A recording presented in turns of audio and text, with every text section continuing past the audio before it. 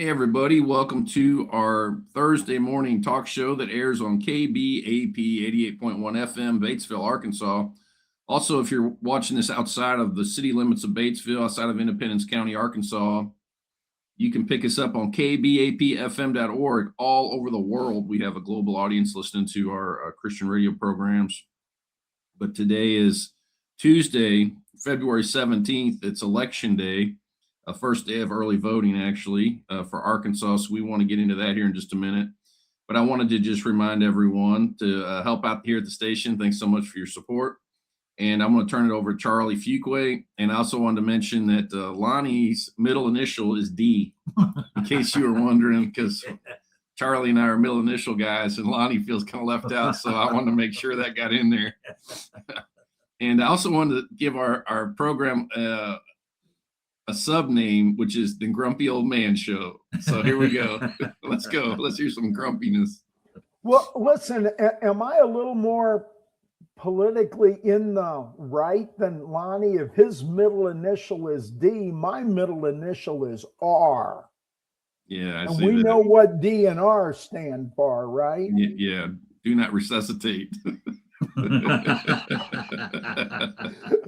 Well, listen, I want to talk about the election a little bit. I'm going to go vote when we're done. You'll be lucky to survive the day, Charlie. Haven't seen you for a while, so it's going to be pick on Charlie day. Yeah. Okay. Yeah, DNR, I know what that stands for. You guys go out, just leave them alone. Let them go. Okay, well, listen, before you go to vote, I would encourage people to go to the Conduit News website and pull up their voter guide. And you can even get the voter guide specific for your area. And specifically, it's very important to vote for judges because judicial candidates will be chosen today. And those are really important, all the way from the Supreme Court to local judges. But one person that I really would encourage people to vote for is the Secretary of State candidate, and it is Bryan Norris. Now, you can remember that last name because he is Chuck Norris's nephew. Not really. I just say that. I think he's a lot tougher than Chuck Norris, actually. I'll be honest with you. If there was a fight between the two of them, I'm betting on Bryan. Yeah, no doubt. No doubt. Bryan got it. Yeah, and not only is he physically probably able to beat Chuck Norris, but he's mentally tough. Oh, yeah. And I think that's him. And he's got integrity. And, we lack a lot of integrity with our political candidates today. So I see you're pulling up the voter guide. Yeah, I'm trying to let people see it. So if they come across it, they'll know they're on the right thing. But basically, it is conduitnews.com. And then there's a bunch of characters after that. You're going to have to Google it or use a search engine to find it. I can't, even if I told you how to find it exactly, you're never going to remember it, but it's conduitnews.com. And that is the voter guide that you're talking about right there. Yes. If you just do a Google search, you should be able to find it. Yeah, you'll find it. And I want to just make clear why this Secretary of State race matters. The Republicans are going crazy right now trying to get voter ID passed. So when you go to the polls to vote, you have to produce some kind of an ID. And in Arkansas, that's your driver's license, and show that you are who you say you are. Is that all you, Charlie? Is that all you have to have is your driver's license? That's all you got to have in Arkansas. That's all you got to have. Okay, because I was under the understanding that you had to go down to the motor division department down here in Batesville, and you needed some kind of a star to put on it. Is there any? I don't know the answer to that. Well, have you okay, then if you don't know the answer, you don't know the answer. I was just wondering if you had gone down there and asked anyone about it. So obviously Well, not. I know I have a star on mine, but I'm not sure what that means. Well, that means you're eligible to vote. Oh, okay. Okay. Yeah, so that's why I was asking that, because see, well, Pam and I, we still need our star put on there, I guess. Okay. Now, That's not for voting, is it? It's a preferred ID. It's like to get into federal buildings. well, or isn't fly. that for voting as well? I don't know. I don't think it is. I think it's just to get in, just like you can fly with it. I think they were trying to up the security in airplanes, and I'm not 100% sure though. I'll have to look that You up. know, I think you're right on that. And another thing, Who's right, me or Lonnie? No, I think Tony's right. yeah, I think he's right so far as the buildings and all, but I was under the understanding we had to have that star for voting purposes. Well, have you ever gone to vote without it and been denied the right to vote? Well, I don't know, Charlie. I'll find out though, because when I go to the polls and they tell me I can't vote because I'm not a star, Yeah, that's not then going to I'm happen. done for. Yeah, I don't think they're going to do that. Well, I hope I'm they not don't. sure All about right, well, that. good. Because I I don't need to never be in a had a federal building anyway. I'm not planning on Yeah. doing anything in a federal. Well, there is a post office there, isn't it? Yeah. But they're not I checking have- any IDs No, going not in at the the door. post Not at the office. post office. I never had a star on mine till the last time I renewed, and I've always used it to vote. And so Oh, okay. I don't think Okay. that's going to be an issue. I got you. Hey, I gotta throw something up here on the screen, Charlie. I think you're gonna like this. I sent you this in a text message. Let me see if I got it right. Yesterday. I think I know what's coming. This is from the Babylon Bee. It shows, like I said, Chucky Schumer and I forgot the other guy's name. That's Booker. Yeah. Democrats warn voter ID will disenfranchise key voting demographic with people too stupid to get an ID.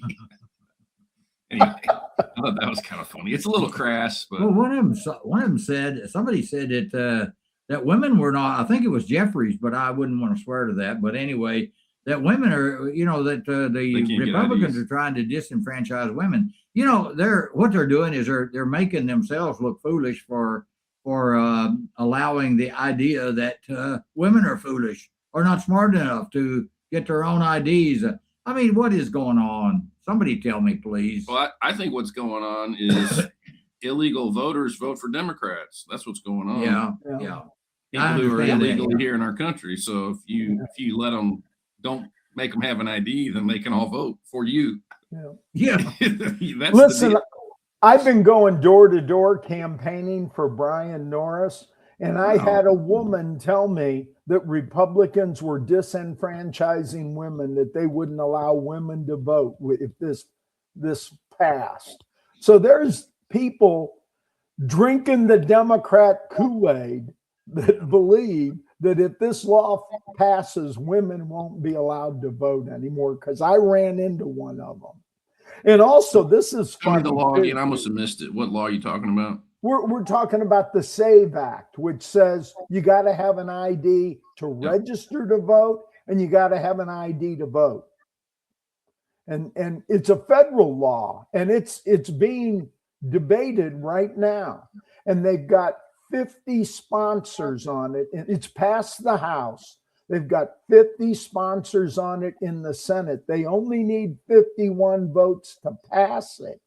But there's the filibuster issue in the Senate, which means they need to either let people filibust until they can't do it anymore, or when they decide to vote, they only need 51 votes. Well, there's 50 sponsors, and we know that the president of the Senate, who's the vice president, is going to vote for it. So it'll pass. The filibuster is the only thing standing in the way of it passing. So, Charlie, is that why would they filibuster if they have the 51 votes that they need to pass it? Why would there be any filibuster go on? Why would that happen? Because according to the Senate rules, they're allowed to do that. They can debate until they're just can't debate anymore. Okay. Well, my understanding was that was the filibuster came into play when there was 60 votes needed, and they would filibuster in order to prevent well, whatever number they had to stop it, to stop the 60 votes from happening. Now that was my thought on it, or that was my understanding. And so I thought this: if they had 51 votes, they could filibuster all day, but the 51 votes would carry. So why would they filibuster? Why would a guy stand up there for 24 hours talking his head off when it's a worthless moot point, so to speak? I don't think you understand the rule. Okay. Pardon? The rule is to block a filibuster, you need 60 votes. So if you got 60 votes, you can say there's not going to be a filibuster. We're voting. Okay. All right. I buy that. If you allow the filibuster to happen, once it's over, it only takes 51 votes to pass it. So how long can the filibuster last? What's the There's no limit to it until they can't talk anymore. I think that was Booker. He just asked how long has it been the longest one in history. Booker went for over 24 hours just recently. So what? Let him go. Let him. Well, I don't know what he did it for. I think he'd like to hear his own voice. Well, yeah, I get it. You're kind of going down, swinging. You're opposed to some policy, and you're gonna you're in the throes of death, and you're just gonna spiral out till they get their way. Republicans do it too. I mean, Yeah. Oh, yeah, they've done it. I want to talk about why it's important that we elect Bryan Norris as Secretary of State. Okay. The Secretary of State is the person that runs our elections. Okay. And in Arkansas, we vote on touchscreen voting machines. And anybody that's voted, you go in and you touch the screen, and then when you do that, it registers your vote for the person you choose. And then when you're done, you press a button saying you're done, and it prints out your ballot. Then you take that paper ballot and you go over to the tabulation machine and you feed it in there, and the tabulation machine reads the ballot of the people you voted for. Okay. Now, if you go to the polls and you say, I think we ought to have paper ballots, the poll worker is going to tell you, we do have paper ballots, but it's not true. And the poll worker's not lying to you. The poll worker believes that's true because that's what the poll worker has been told. But it's not true. And here's why. When you feed that paper ballot into the what do they call it? Tabulator. The tabulator, okay, it doesn't read the names on the ballot. It reads the barcode that's associated with the names. So you can check the ballot and see if the people you voted for are printed on the ballot. But unless you can read barcode, and I don't know anybody that can read barcode, you have no way of knowing that the barcode that's actually being read by the tabulator is the barcode that should correspond with the person you voted for. Now, David Saunier, who some people in Batesville may know, I think he's retired now, but he taught computer science at Lyon College. And he told me that he could teach his first-year students in 5 minutes how to rig those machines to give whatever results was desired by the programmer.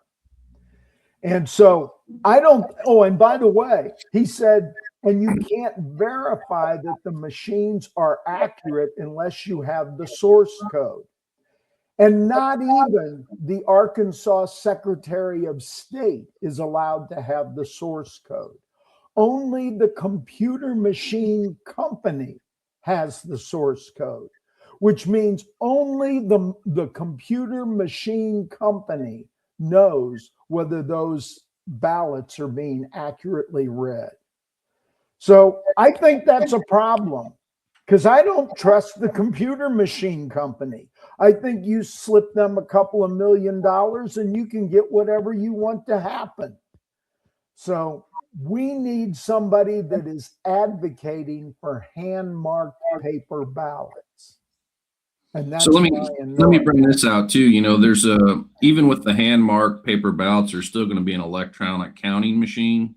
Yes. And if there was going to be fraudulent activity, some fraudster could get into the counting machine and tweak that to make it count incorrectly. But you can still have a recount manually with those paper ballots and correct that problem. You can catch it.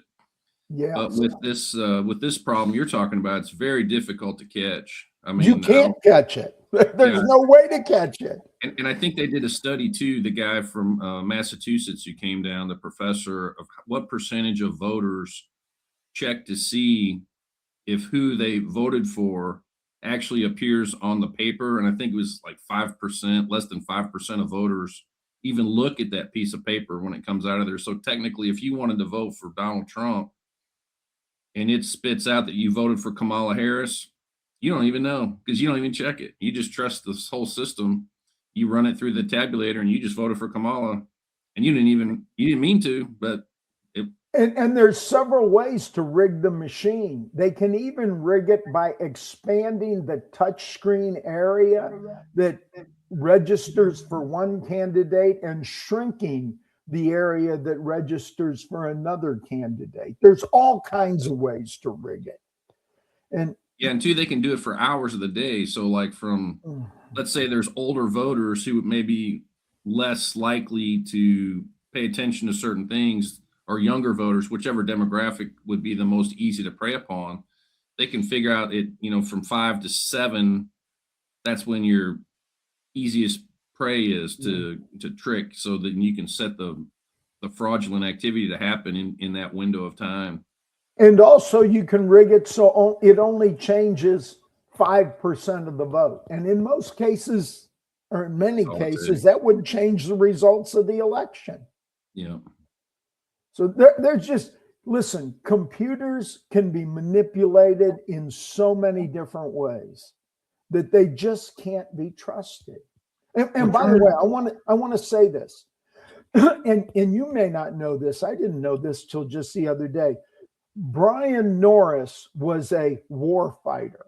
Now, you know, in the Army, there's only about 20% of the people in the Army that actually go to combat. I don't know if you knew that, but I wasn't sure it was that low, but yeah, it's about that low. You know, there's all kinds of people in the Army that do all kinds of important jobs, but they don't go to combat.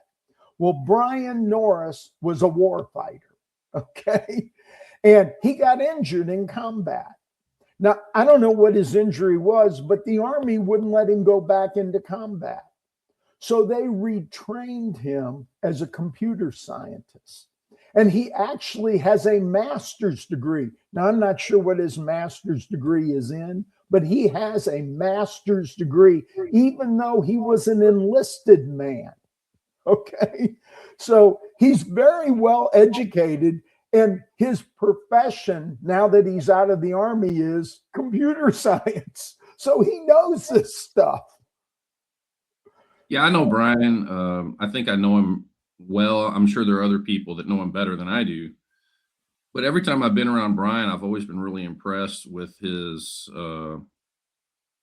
he's kind of a full guy. Like he's a total, like he's not just like some kind of nerd that's really smart. I mean, he's very strong physically. He's very athletic. He's very active. His family's got a great family. I mean, he loves the Lord. He's a faithful member of his church. Plus I think he was a sniper, some kind of sniper, trained sniper, and he's been in command of men in the military. And I forgot the number of men under his command. I don't know those details, but he's interacted with all kinds of officers and been on missions. And the Charlie Hebdo massacre, he swept in on that at the tail end of that, supporting our allies. He's got a funny story about that, but anyway, yeah, Bryan's the real deal. I mean, I think of all the men I've ever known, he's in the top 1% for sure. He's got 3 daughters. I believe they're all teenagers at this point. And one of his daughters came to my house with him one time, and we have a piano, and she just sat down at the piano, and you could name a song and she could play it.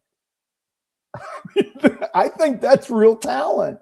Yeah, my story's not as impressive as that, but when I went over to his house, I sat down and one of his daughters said, "Would you like a cookie? Would you like some coffee? Would you like something to eat?" I was like, "Wow, man, who does this anymore? This is great." I think I don't remember if I said I wanted anything or not, but I was just really impressed with his kids, which is, it's a reflection on him and his wife and their values. And like I said, I don't know the other candidates, to be frank. I don't know who's running against Bryan, but I don't see how they could be better. There's just no way. He's a great man. Yeah, I went to the Benton County Republican meeting a week back or so, and the candidates for Secretary of State were there, and Bryan was definitely impressive. He's just like the rest of us. He's not perfect. He's not sinless, but as far as guys go, golly, he's the kind of guy you'd want in the foxhole with you for sure. He's the guy that knows what to do. Like I said, I think there's guys that are strong on one domain, and it's like, okay, that guy's really strong in that domain. Praise God, that's great. He's good at that. But Bryan's got this dimensionality to him, which is unfortunately kind of rare, where he's a bit of a renaissance man when it comes to things, and it's refreshing to get around the guy because of the diversity of things that he's done and the things that he understands. It's kind of refreshing actually. And it's funny though, he's kind of a polarizing character. He's a little bit combative, so he'll kind of come at you with things, and it's true. But if you don't like the truth, you're not going to like Bryan Norris. Yeah. Well, I love the guy. Yeah, I just love the guy. Yeah, I'm a fan. I like a man's man. You know what? I don't like the guy that used to be on the Bud Light cans, if you get what I'm saying. Yeah. Okay. I like a man that's a man. Yeah. And Bryan's a man. So yeah, I've been watching the Olympics, Charlie, and last night I was watching the doubles figure skating, and I was kind of looking at some of these guys that are doing the figure skating, and I was like, well, that guy's kind of like a guy, he's getting there. He's kind of and then they had some announcer. This guy looked like something off of I forgot the name of that movie. Had the Mockingjay thing. I forgot the name. Anyway, this guy looked like some kind of. He looked like, dude, that is not cool, man. You look weird, But anyway, yeah, there are a lot of men in our culture who are a little bit lost. We got a lot of single parent homes in our culture, and boys who grow up, in my opinion, without a dad, it just has an impact on them.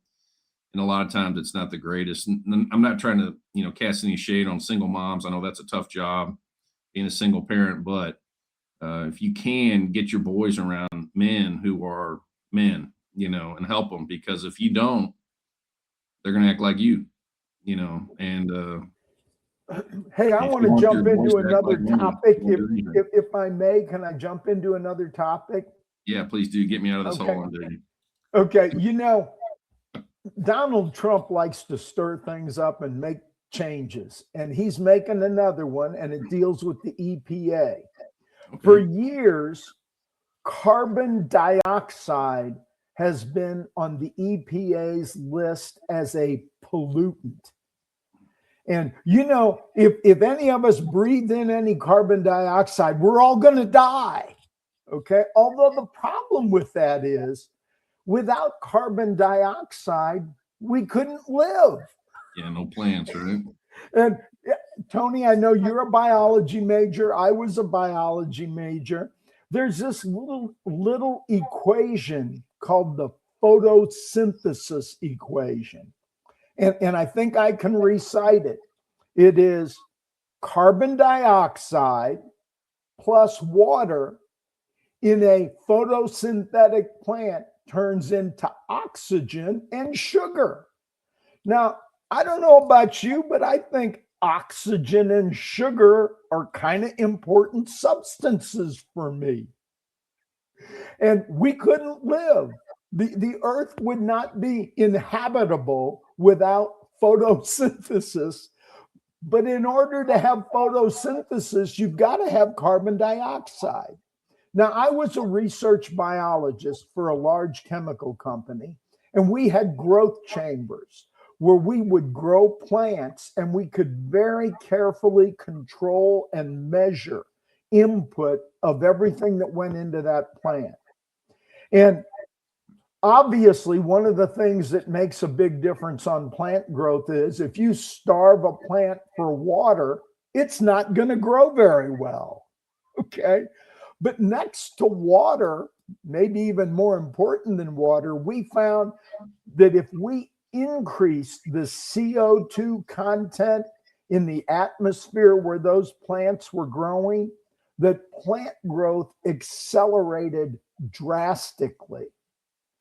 So it almost seems like somebody created the earth in such a way as to make it self-correcting and self-healing. I mean, it's almost like somebody really intelligent created this whole system. That might be maybe God, because if the CO2 content goes up, plants just grow faster. I don't see that as a negative. Well, anyway, Donald Trump has removed CO2 from this list of pollutants. And so now it's opened up all kinds of options for burning fossil fuels like coal. And it's changing our world in a whole lot better way, because this was insane to list carbon dioxide as a pollutant. So that's all I'll say about that. But that's Charlie, isn't carbon dioxide supposed to be the main problem with the global warming? Isn't that the gas that's gullible warming? Huh? Gullible warning. Gullible. I said global, but I tried to say it. It is. It is gullible, isn't it? I mean, I think it is. I think it's one Freudian slip. Yeah. But see, Lonnie, we don't have global warming. We have climate change, because we're not sure if the world is getting warmer or colder. Okay, I mean, it's all just foolishness. That's all it is foolishness. Guilt consciousness. Yeah. Yeah. Well, I mean, go ahead, Charlie. Well, we exhale CO2. So, if you're going to say, CO2 is some kind of toxic gas, then it puts a disparaging thing on all animal life. Everything that exhales CO2. So, I mean, I've been thinking a lot about this AI. I've been thinking about what they call the alignment problem with artificial intelligence. And, some of these experts are predicting that the AI will become super intelligent within, so many years. Some say sooner, some say, up to 10 years, some say, by the year 2030. But anyway, the AI, if it becomes self-aware and it starts to want things for itself, one thing it could do is it could say, hey, this planet, you guys are right. You guys are really bad for the planet. Like Bill Gates, there's one good way to change the greenhouse gas emissions on Earth. Just get rid of all these people, Oh. So this AI could draw some kind of conclusion. So if CO2 is out there as this toxic gas, this AI could be like, oh yeah, well, I can fix that. Yeah, but the truth is it can't. Technically not unless, eventually everything's going to correct itself. I mean, it would have to kill every animal. Yeah, but even then, I don't know if there's any other CO2 emissions from. There's mushrooms. As mushrooms break down plants, they emit CO2. Termites, insects. It goes on and on. Well, yeah. So the thing would have to just irradiate the whole Earth, take care of all life, and that'd be the end of that. And they could flourish without any distractions from biological, life. That's one of my concerns, is that this AI, it'll say, for example, oxygen. The last time I checked, oxygen causes oxidative damage to metal. it's called rust. You get this oxidation on metal, and the AI could be like, this is really slowing my roll. This oxygen business. Let's figure out a way to get all the oxygen off the earth, and then I wouldn't have any more trouble with oxidation. And I think that's not good. That's not good for me. I kind of like oxygen. I'm like Charlie. I like carbs, and I like oxygen. I need those things. But anyway, so yeah, I'm glad that I don't want to destroy the earth with pollution. You know what I mean? I'm not some kind of like, yeah, you just run, let's just fill the earth with pollution. But the Chinese don't seem to care. I mean, and the guys in India, people in India, they don't care. They're building coal fire plants like they're going out of style. We're dismantling them, because we think there's some kind of air shield around America that, the coal that they burn in China is not going to get over here, but it is. So two wrongs don't make a right. If burning coal is wrong, hypothetically, us burning it and them burning it doesn't make it okay. But at the same time, I'm more inclined to think that the earth is able to, through plant life, gobble up all that CO2 and turn it into my favorite substances. Oxygen and sugar. There's other things too besides CO2 though. There's like sulfur. I went to Southeast Missouri State University, and they had at the time, I don't know if they still have it, but they had at that time their own power plant that ran the university, and they had a license to burn high sulfur coal. And I was a football player, so I was outside a lot at football practice. And football is not like baseball, where if it's baseball and it starts raining, you just, oh no, go inside, we're going to practice inside. In football, it's just like, let's go, you just get in the mud and slop around. And I can remember tasting sulfuric acid in my mouth from the rain, and I would walk around the campus and I go, my professors were telling me, they were like, hey, you know what you're tasting in your mouth on rainy days around here? Got sulfuric acid forming in your mouth. So that doesn't seem good, to me. There may be some ways to scrub that out now that they didn't have back then. I'd like to tell a story from my life that relates to that very same issue. I used to be a salesman for Monsanto Chemical Company, sold herbicides to farmers. And I can remember one time I was at a farmer meeting, and the county extension advisor was there speaking on micronutrients needed in the soil. And he had a survey around the county of what micronutrients were needed at what point in the county. And now there was a coal burning power plant in this county. Okay. And what the interesting thing was, he said, one of the main things we need in our soil is we need to add sulfur, because plants need sulfur to grow. So when you're considering your micronutrient mix, if you live in these portions of the county, you need to add sulfur. But if you're downwind from the power plant, you're good to go. So, even that's not all bad. Yeah, it's interesting, the balance in nature, and I think most people want to keep things good for their children and their grandchildren. No one wants their grandchildren to walk around with oxygen masks, starving for oxygen, and we've all ruined the planet and that kind of thing. No one wants that. But obviously, philosophically, there's different ideas and different approaches to that. I was watching the other day, I thought I saw a video where the ice sheet in the north is actually growing, that there's more ice being formed now. I mean, I remember hearing the polar bears were struggling, because they had to swim a little further than they had to swim before, to get the food, because the ice was shrinking. I don't know. I'm kind of from the school of the sun is a bigger deal than human activity as far as global temperatures go. And I remember from my schooling, even in early elementary school, there was this thing called the Ice Age. Yeah. And then after the Ice Age, I would call that a time of global warming, and this was all before the Industrial Revolution. So we've got we've got precedent. There's been many ice ages. We've got precedents. I guess it's from the paleontological record, the fossil record. We look into the earth. We see all the haystack boulders during where they come. Oh, they came down here on glaciers. Glaciation. Brought those giant boulders down here.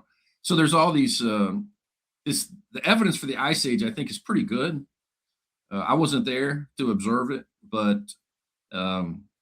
this whole idea of climate change being driven by humans, I'm not saying we have zero impact, but our impact on the climate may be small. Okay. It's feasible to think that it is. I'm kind of a history buff. I just love history, and I don't know why, but I'm interested in history in the time frames that the Bible covers. And one significant event in history is what is known as the late Bronze Age collapse. And it was about 1,200 years before Christ. This event happened. And it was in the late Bronze Age, and they call it the late Bronze Age because shortly after that period came the Iron Age. Okay. And iron was just a lot better thing to use for a lot of tools than bronze was. So the Bronze Age ended and the Iron Age started. But about 1,200 years BC, there was a flourishing economy throughout the empires of the Bronze Age. And it went all the way through the Fertile Crescent, which is what is now Persia and Iran, and then around through the Levant, which would be Syria and Lebanon and Israel, and all the way around into Egypt, and really the whole Mediterranean. There was even vast trade with Great Britain. Ships went through the Pillars of Hercules, the Straits of Gibraltar, and they got tin that was mined in Great Britain and took it throughout the Mediterranean world. Now that's 1,200 years before Christ. Well, about that time, something happened, and all trade and all society, all great empires, except Egypt, collapsed. And the main reason for the collapse was what was known as the Sea Peoples. And these were the Sea Peoples. There were people that came in on boats on the Mediterranean, and they came in very large numbers, and they just took over the current empires that existed. I'm talking about Babylon, Assyria, all the great empires. As a matter of fact, one that fell, which was really the only empire that rivaled Egypt, was the Hittite Empire, which was in the mountains of what's today Turkey. Okay. And all these great empires collapsed as these Sea People basically invaded. And they've done a lot of study as to why this all occurred. And the conclusion was that it was caused by climate change, and that these Sea Peoples were driven out of their homes because of famine caused by the climate change due to changes in temperature and changes in rainfall. And they were just looking for some place to go. And as they came to these other empires were on shaky ground because of climate change that was occurring then. And they've done a lot of study, and they've come to the conclusion that the climate change occurred due to volcanic activity. In other words, there was a lot of volcanic activity that was spewing volcanic ash into the atmosphere that blocked the rays of the sun and caused the climate to change. And there's also in history another event that occurred, and it's called the Little Ice Age. Have you heard of this? Yeah, I've heard of it. Actually, it ended about the time of our Revolutionary War and lasted about 200 years. And it caused great changes throughout Europe. And they decided that the Little Ice Age occurred due to a volcanic eruption of, I think it was Krakatoa in Indonesia. And that it put so much volcanic ash. So what causes climate change? Historically, it's not caused by your SUV. It's caused by volcanoes. Now, I don't know about you guys, but I don't feel like I have very much control over volcanoes. So, there's a lot of things going on that man has no control over. We're just kind of here. So actually, the whole earth, life on earth could be ended by volcanic activity if God decided to cause that. We're kind of Charlie, I think some of that that you're talking about is probably going to be here at the end of time, when the fire and brimstone falls out of the sky, which could be a volcanic eruption that has spewed all that into the air, and then it falls back. So I expect that there's going to be a lot of, it talks about earthquakes in diverse places. So with that, and knowing that volcanoes, the eruptions of volcanoes causes and can cause earthquakes. Of course, so can the what do they call it? Tectonic plates. Tectonic plates. Sure. Tectonic plates they're always moving. They're moving right now. Yeah, they are always moving. That's right. And then once in a while they get hung up for I don't know, a few 100,000 or maybe few thousand years, and then when they let loose with a bang, so to speak. And but anyway, I think we're going to see a lot of volcanic action.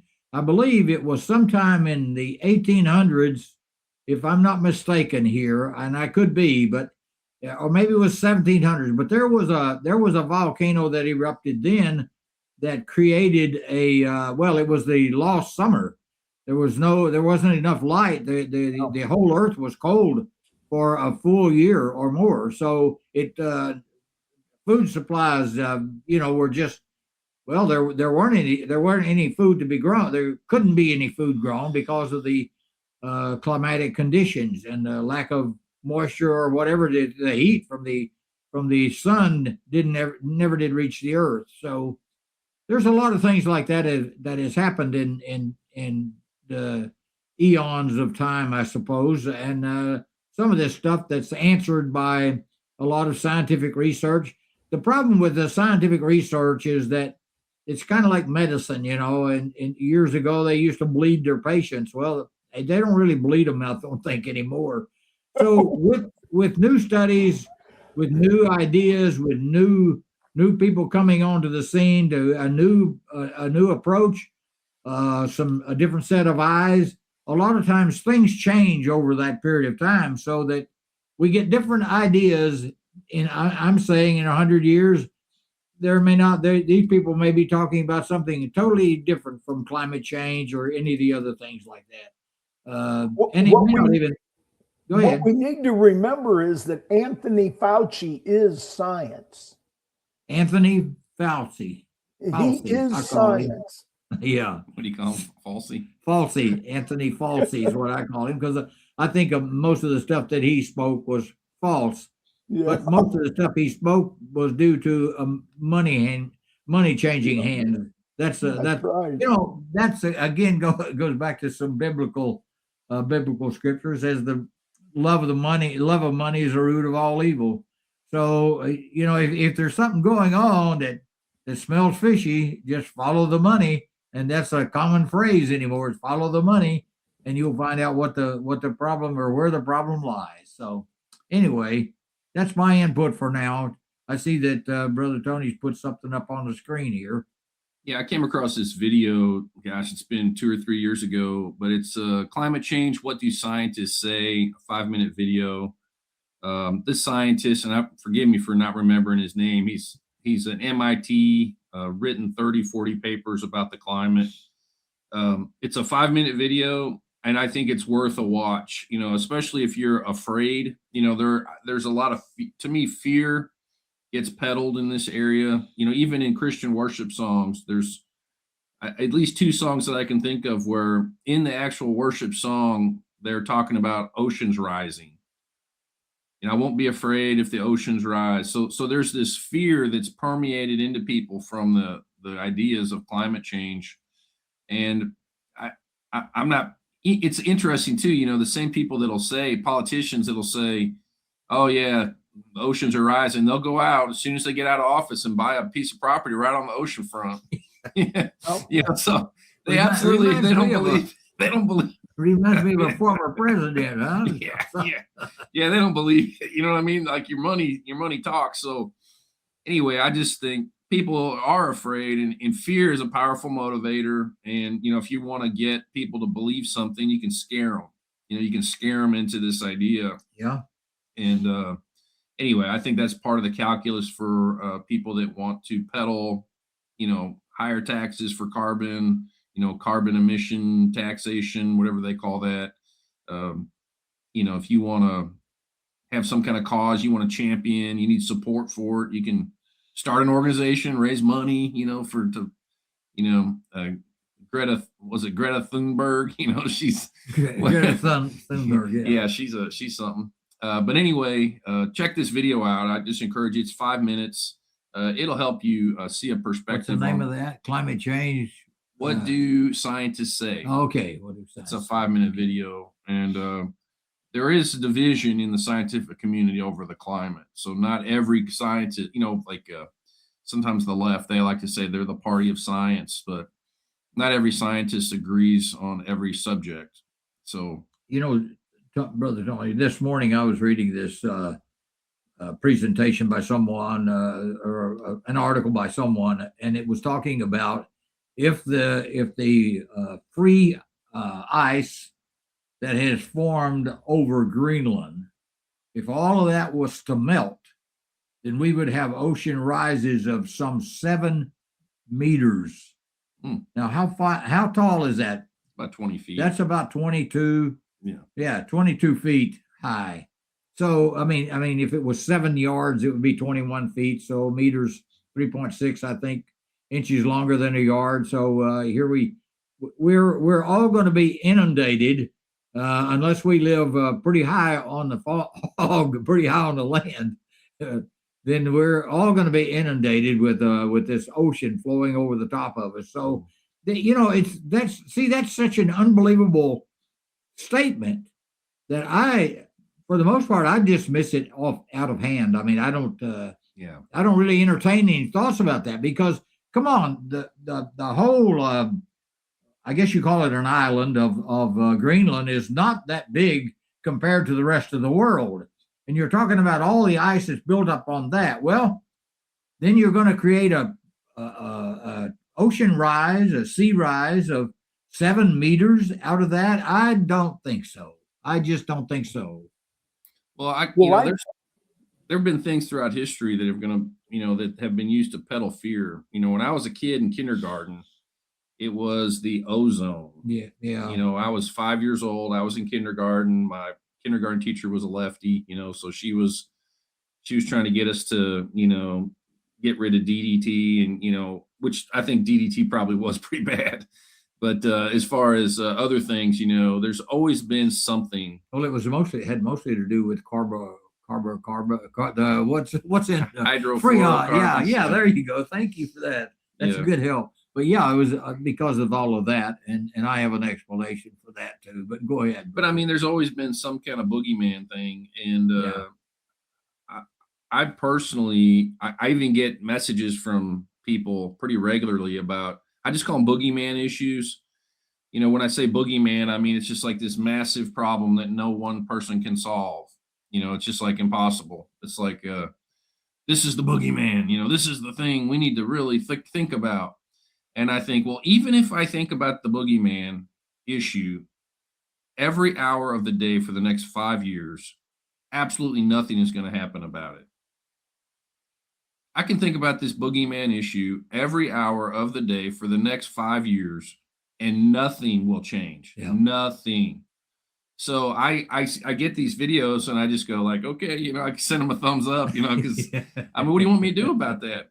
You want me to join the boogeyman club with you and we can just sit in a room and talk about these things, So I'm not against thinking. I'm pro thinking. I think we should think through issues. But for me as an individual, I think I can almost waste a lot of time in my life worrying about things I have no control over. I mean, you could almost call that anxiety. You could say, hey, this is anxiety. You are fretting and worrying and complaining and about the sky is falling. Well, what are you gonna do? I mean, once you secure your own personal safety around certain things, if you think there was a show that National Geographic put out called Doomsday Preppers. And at the time, I was going to a church where they were talking preppy stuff. They were talking about prepping, getting ready for economic collapse or getting ready for this. And every doomsday prepper had their own personal boogeyman. They had their own personal, this thing is going to happen. This is what's coming. So we moved out into the desert and we got tunnels and we got this and we got that. And the National Geographic, the theme was kind of to marginalize those people as crazy. Yeah. That was the entertaining part for the rest of us. We could see these people that had dug these tunnels in the desert, hundreds of miles of tunnels. And, they got little escape hatches, they're on train tracks and they're scratching through this tunnel, to get away. And, you don't need that stuff until you need it. You know what I mean? So it's like Noah. Noah, Yes, he was the first exactly. doomsday prepper. Yeah. And so yeah, Noah's an idiot until it starts raining. That's right. So I think, when it comes to these boogeyman issues, if you have a personal boogeyman that's going to get you, prepare. If you think the economy is going to collapse and you think the dollar's going to zero, well, you better have your cash in hard assets. If you think this is going to happen, if you think we're going to get hit by a tornado, you better get a hidey hole. You better dig a hole, put a concrete box in your yard, and get in that joker. If you think that's going to happen, you better prepare for that. So, but then, I mean, there's all these things. And I mean, let's just say we attack Iran in the next week. Okay. And let's say the Russians get kind of ticked off about it because Iran and Russia have a bit of a relationship. And the Russians are like, well, we got hypersonic missiles. We're going to launch them at the United States. Nobody's talking about that. But that could easily happen. Yeah. I mean, that could easily happen. Deal. I mean, I'm not trying to ruin your day and give you some other boogeyman to worry about, but I'm just saying there's so many things in this world. I think Jesus said, don't worry about it. Yeah, it's exactly what he don't said. worry about these things. Tomorrow has enough worries of its own. So yeah, I think, and yeah, I look, and yeah, I try to plan, and I have a family. I want to protect my children and my wife as much as I can. But I mean, what am I going to do? I want to just give the other balance to that. And that is, I got this really good friend that's always saying, God gave us dominion over the earth. You know who that friend is? Mm-hmm. Who is it, Tony? Oh, it's me. Yeah, it's you, right? It's you. So I think what we can do something about and make better, we have a responsibility to do that. I agree. And my big boogeyman is the banking system. I think allowing privately owned banks to create money out of nothing and loan it into existence at interest and make debt slaves out of the rest of us, I believe that's just a form of stealing.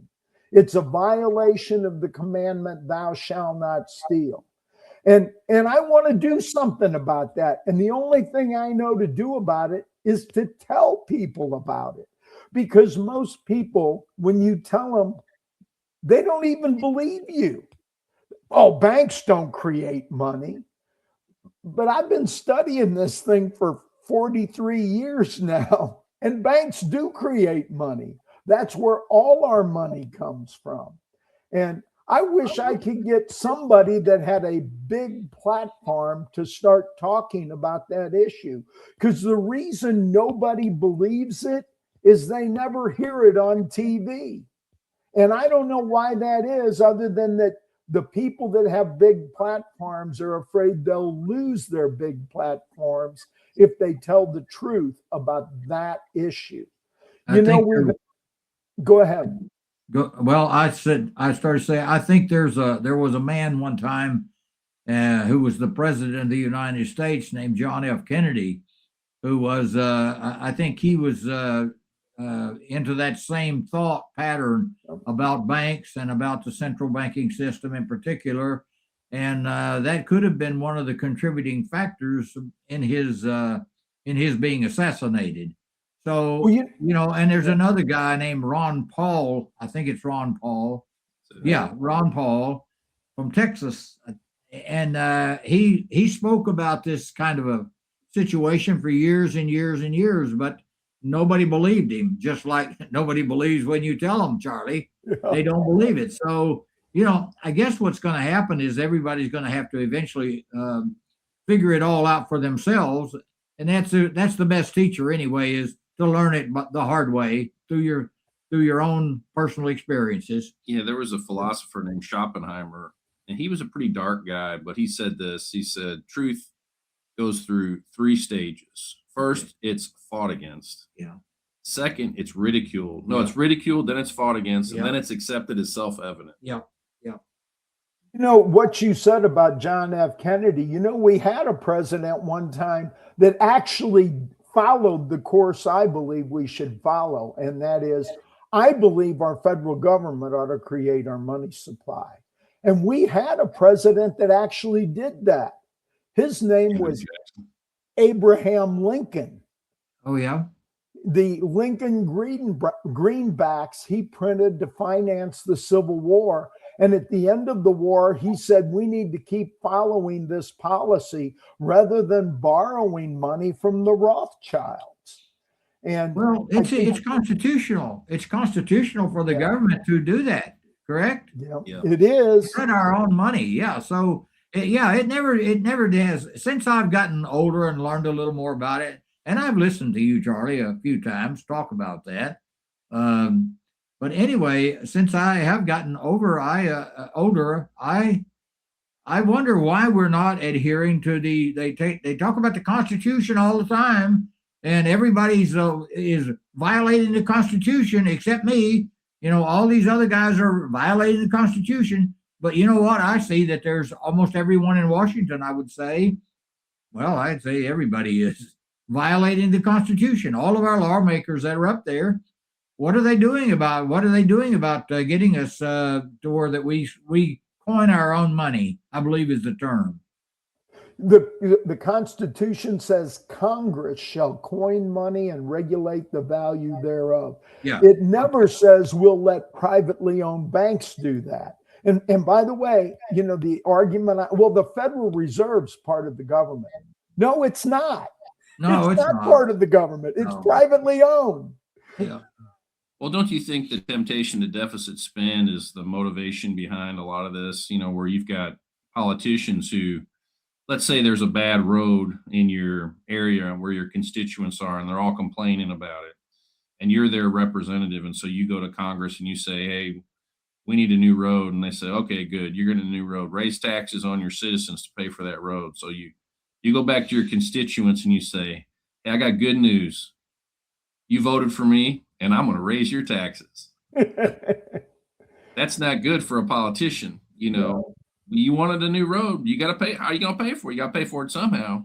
That's right. So the bank creates a layer of kind of a secret tax, a hidden tax on the American people through inflation, where a politician can go to the bank, get their money, and not raise taxes, but deficit spend. And so now that the deficit's getting higher, the existing purchasing power of those dollars is reduced. So it's like it's a hidden tax.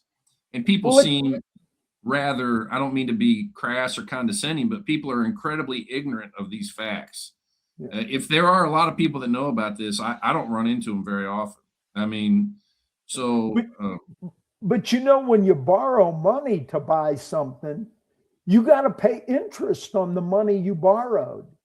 So down the line, you're paying a whole lot more for it. Exactly. But it's that notion of, well, I can delay having to pay for it, which is always a bad idea. Well, Charlie, That's that. Here's another thing that crossed my mind earlier as I was listening to you. The credit card. Now that I mean, it's easy to get a credit card. I mean, I get this stuff in the mail all the time. And, I can have 0 interest for a year if I take their card. And the last time, as a matter of fact, that I went on a long vacation, which was, I don't know, 20 some days I was gone from home. And so I got that credit card and I used it. And when I got through, I paid it all off but it didn't cost me anything to use it. So I was happy about that. But in most cases now, the credit card companies are charging somewhere between 20 and 30% interest. And then in addition to that, if you accept credit cards for the bill that's being paid by a credit card, you have to also pay a certain percentage on that credit card to the issuer. So what I see is that it's almost like loan sharks to me. That's why I try to get my wife to understand that that credit card is for emergency purposes only. I mean, and even now she has a debit card. Well, a lot of places now are asking for, I think it's 3% or 3.5% if you use your debit card. So you're always paying more. And all of this money is going to the banks. You're talking about the banks. They're going to the banks. So I guess that's the reason Dillinger, he said they asked him why he robbed banks. He said, because that's where the money is. So, that's a true fact. That's a statement that's true. And so, hey, that's what he did. But anyhow, I just don't understand how the banking system, how we've let this go, how few people are talking about it. You're one of the only ones I know, Charlie, who actually openly talks about it. So, and I appreciate what I've learned from you. I do. I want you to know that I've learned a lot. Not as much as you know, but I've learned a lot.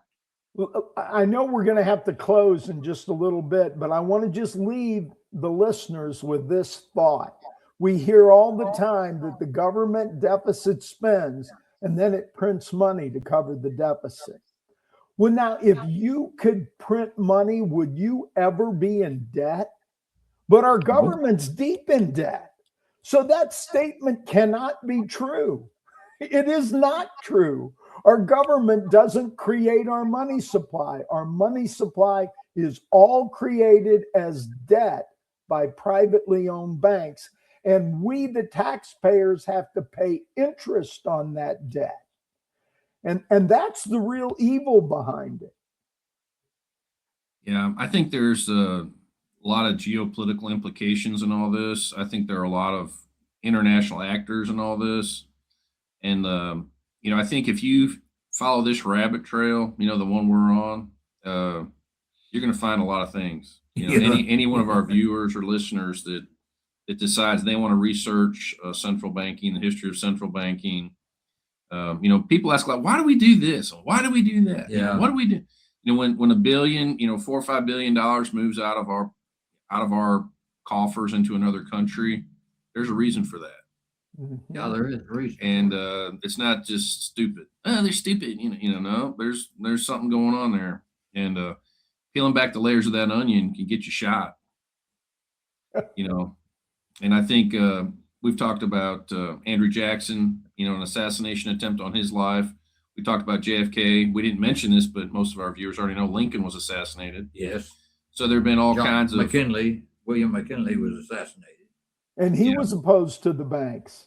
McKinley was? Yes. Yeah, McKinley was. That's who Theodore Roosevelt took his place. That's how he got in office. Yeah, so that power structure is legit. I mean, to me, it's the greatest power on earth, the banking cartel. And I think it was Thomas Jefferson that feared central bankers more than standing armies, he said. I think you're right, too. So, and again, I think this thing's shrouded in secrecy. It's shrouded in, there's no education on it in the public sector. And that's by design. So again, what do you do about it? Well, for me personally, I moved money out of dollars. I'm not a big fan of I love my country. I love everything about America, but I'm not really confident in the strength of the dollar because of its fiat status. And so I move money into other things if I can. I have some cash. I got to function. I got to live. I got to Right. buy groceries. Right. But other than that, I get my money out of U.S. dollars as quick as I can. An ounce of gold is always going to be worth an ounce of gold.